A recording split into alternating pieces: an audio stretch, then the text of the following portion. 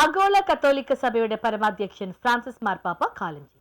ആഗോള കത്തോലിക്ക സഭയുടെ പരമാധ്യക്ഷൻ ഫ്രാൻസിസ് മാർപ്പാപ്പ കാലം ചെയ്തു. 88 വയസ്സായിരുന്നു. ബെനഡിക്ട് 16 മാർപ്പാപ്പയുടെ അപ്രതീക്ഷിത രാജി പ്രഖ്യാപനത്തെ തുടർന്നാണ് അർജന്റീനയിലെ ബ്യൂണസ് ഐറിസ് ആർച്ച് ബിഷപ്പായിരുന്ന കർദിനാൾ ജോർജ് മാരിയോ ബർഗോളിയോ 2013 മാർച്ച് 13 മാർപ്പാപ്പയായി തെരഞ്ഞെടുക്കപ്പെട്ടത്. ആഡംബരങ്ങളും സമ്പത്തുമെല്ലാം ഉപേക്ഷിച്ച് വിശപ്പിലും ദാരിദ്ര്യത്തിലും ജീവിതപ്രകാശം കണ്ടെത്തിയ അസീസിയിലെ ഫ്രാൻസിസിന്റെ പേരാണ് അദ്ദേഹം സ്വീകരിച്ചത്.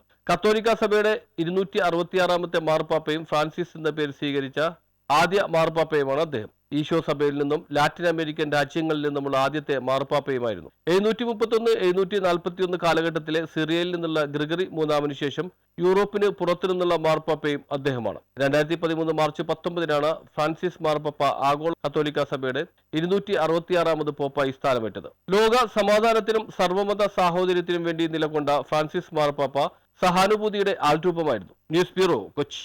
Maharaja gold and diamonds, toll junction, Edappally, Palluruthy, Tripunithura, Kalady, Eramalloor, Aroor Palli, Thuravoor, Thrissur.